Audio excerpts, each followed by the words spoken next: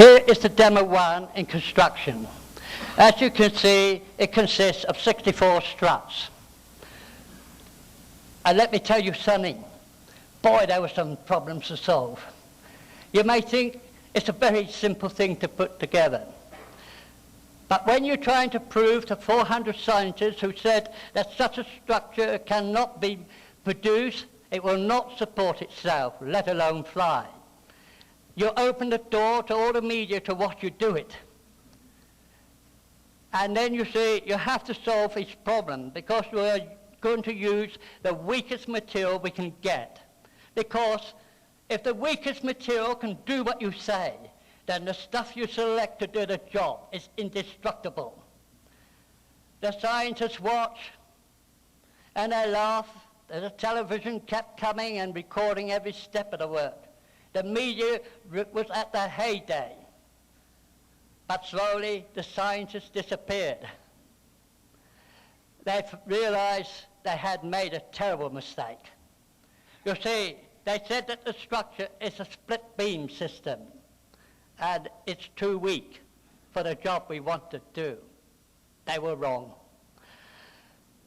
And by the time the craft was built, there wasn't another scientist present. And they never again wrote or said anything to me about what can't be done or can be done. Again, here's another view taken by the press of the demo one, so you can see how it is constructed.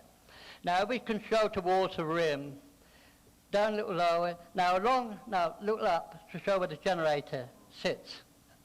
Yeah. As you see, the generator.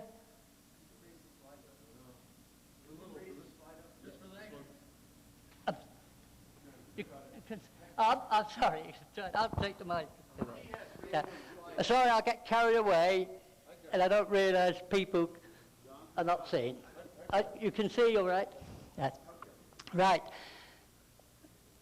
Now, where we're pointing all round is the generator section. And I can assure you, it is a very complicated thing to put in. Until you come to do it, you realize that this is something very typical. It takes about 8 people to pull each section in.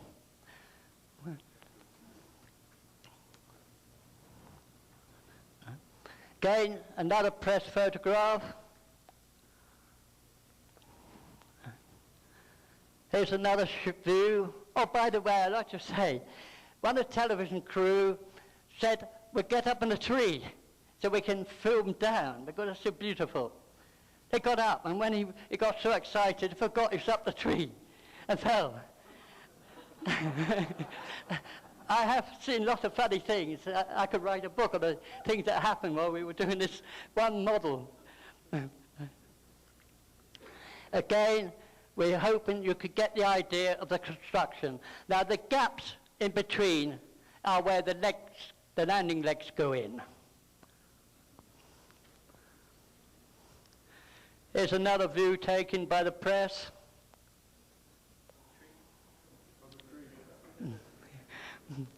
That wasn't the shot they took that it actually fell out. Now that was a shot. That's, by the way, the man kneeling is Dr. Kane from NASA. He came and spent 2 weeks with me. He went over all the calculations, he watched a model demonstration, and he wrote a report. He sent me the copy of that report. He told the media present that he had examined everything. He's gone over all the calculations, and in his opinion, they were absolutely correct. On the demonstration of the model, he told the media that model could reach the moon in less than 9 hours. Now you compare that to NASA's effort.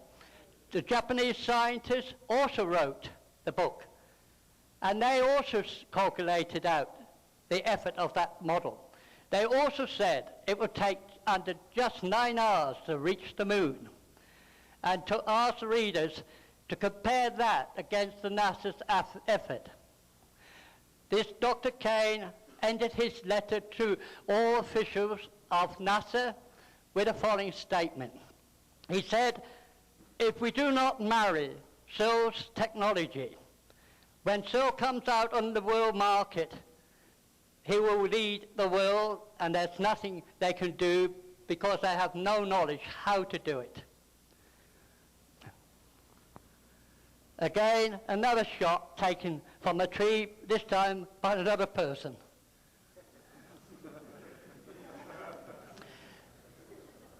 Here are part of my team. We have at the middle is Tony Justice. His full-time job was a tool machinist, and he used to come up on all holidays and weekends to help with the work. He was a great lad. We have to the right of him is Gordon Goodfellow. He, by the way, was glad he is not meeting his Lord. When I met him first, he was in a terrible state.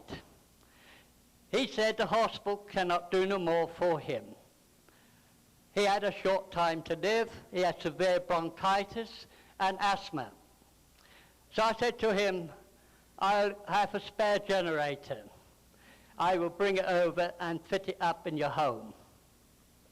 2 days later, when I went to his home, he said, boy, I get all my family around this.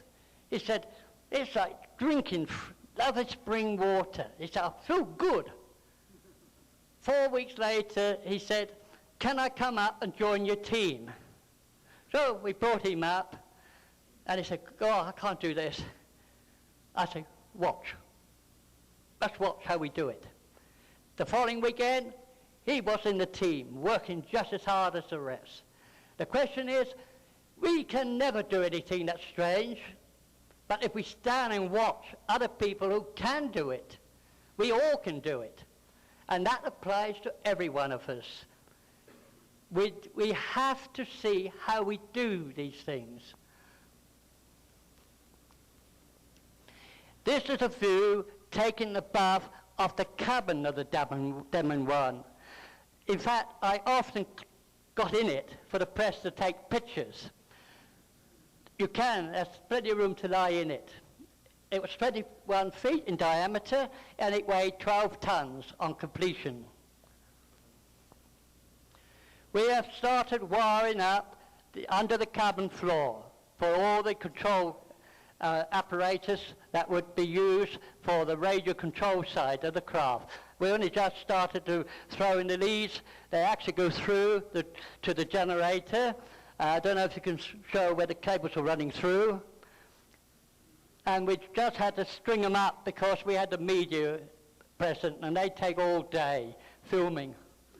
Right. Again, we have the colour shot taken by another freelance photographer. Again, showed you how the structure of the body is done. Again, another view, the shell has gone on. Now, we had a problem here. If television was going to show this craft, the last thing we want anybody to say, you've got batteries in it.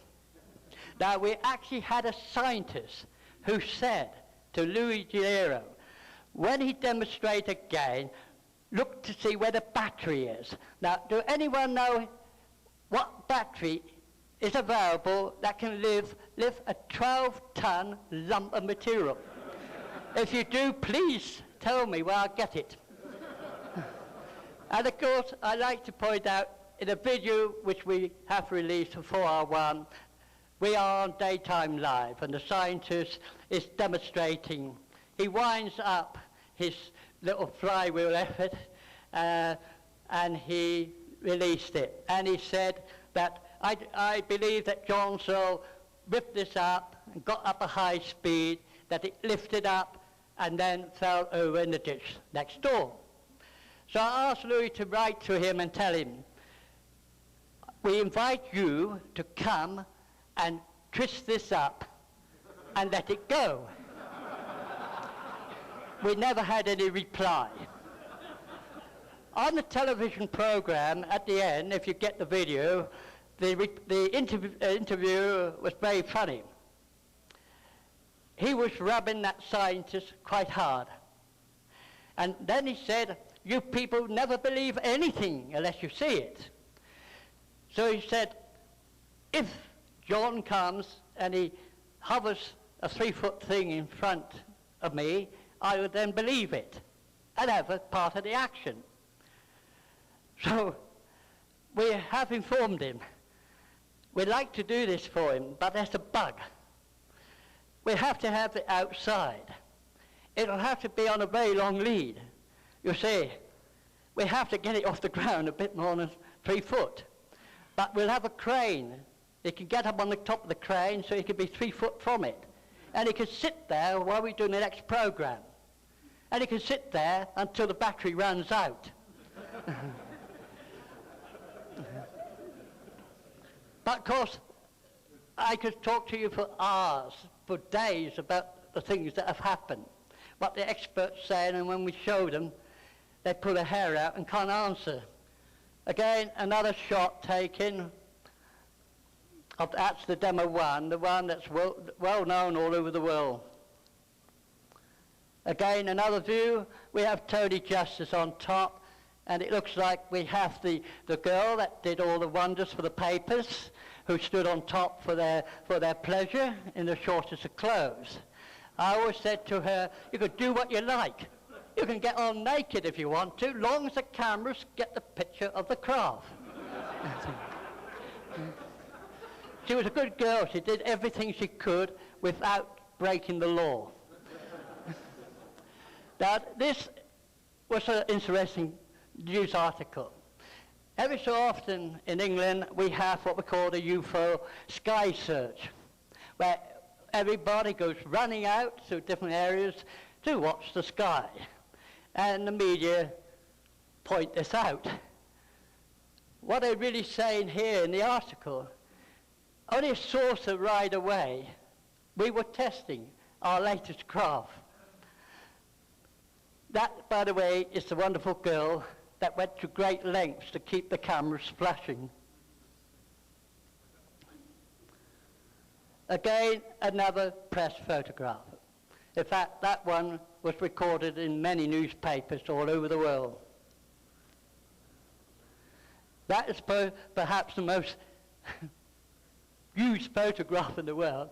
I think no matter who sent me articles all over the world, books, that photo is in it. That, by the way, is the P11 on test, and I like to point out an 8-force wind girl was running. The reporter is asking me, how on earth does that keep still? And I am explaining to him that those white sections, can we put the flash on the lower part? They're the sections of the body that's been opened. What we're doing, we're using the gale force 8 as one field, and we're using the lack of field on the craft as the opposite. And we've reversed this to the backside of the wind, so we're holding it dead still. And we held it for an hour to show them it won't move until we change the conditions of the craft. What year was that? That's about 1968. This again is about 69, where the BBC wanted us to do a demonstration. And this is what they did. They hired 2 helicopters. They had cameras made in Germany, especially to go out on a boom. They paid £80 an hour for each pilot. And they believed, and I did tell them they were wrong, but they said they were right, that they would capture that craft taking off across the country to the final marker that they were setting up for the test. And that would be time check. The cameras are all in place, and they say, well, John, we're ready. You're sure? Yes. All right. So I gave the command for the engine to speed up, and she took off. I didn't put no support weight at the top. And boy, it went. And within 3 seconds, we got the call from the RAF radar to say that it is at the height for the test run. So I swung it round and sent it off to Cornwall. They missed it too. At Cornwall, we were notified that it had crossed the point. We returned it back to Mortimer. The time rested. All the money they spent was a sheer waste of time. We were lucky, 2 or 3 camera people did catch it from the ground. But as you can see, there is a large electric pylon in the background. The speed of this compressing the air distorted completely the background pylon. We're not sure whether it actually rained from that compression. It probably is, but we couldn't get near enough to check. We were all too busy. Now you may wonder, what was the record time? The record time was that between Mortimer and the edge, the end landmark of Cornwall, it took 3 minutes to get there. Well, I would say we're looking at about 100 odd miles. And that was a model being withheld from the maximum speed. It wasn't touching anything. We were only just satisfying the media what it could do. And that was only a model. Did it make a sonic boom at that speed? Sonic boom? Did it make a sonic boom? No, no, because it's forced a tunnel. We'll be explaining this a little later. Here is, somebody caught this picture, they shouldn't have got it, but here's the transmitting equipment. Away in the distance, we are bringing the craft towards us. Now, I think many of you would be very interested in what you see in a disc shape. If you're shown a photo of a disc, if it's completely circle, the person taking it is looking straight up. No other point will give you a circle picture. We know, we have thousands of photographs. If they say that they were standing so far away, then that picture is a fake. If you see an elliptical shape picture, and they say they were underneath it, that's a fake. For elliptical shape, you have to be some distance away, and you're taking it at an angle. If you see a diamond shape, then that particular shape is coming right sort of diagonally towards you. And it's the way the centered diamond look tells you which diagonal route it was taken to the person taking the picture. If you see it's a long strip, then it is shooting past you. It is going parallel to you. Simple little pictures tell me a lot because we have put crafts to the test to find out how they look in a photograph. Now, this particular picture is taken from another craft. We have taken up because a lot of the people at the show wanted to know what it looks like from above. So we've taken the craft up and taken a shot. We also have taken the craft down and taken a shot from underneath. Is that on the next shot? Now, underneath is completely black. Now, that's because of the way they have taken it. There are points where you take it, where you can see the mirror image of the ground condition, whether it's trees, or whether it's big lumps of ground, it will color it. It acts like a mirror. When you see it's with nothing mirroring on it, it means that the person was standing at such an angle that you can't see the mirror image being projected by the bottom of the craft. Here's another view taken by the second craft from the top, because we took 2 or 3 at different points, so that people can see it still remains that particular condition. And the best, we took them in the evening, so you can see it. That's another shot taken from underneath. Again, the person taking it is obviously at a diagonal to it, so you cannot see the mirror image on it. This is Schiphol.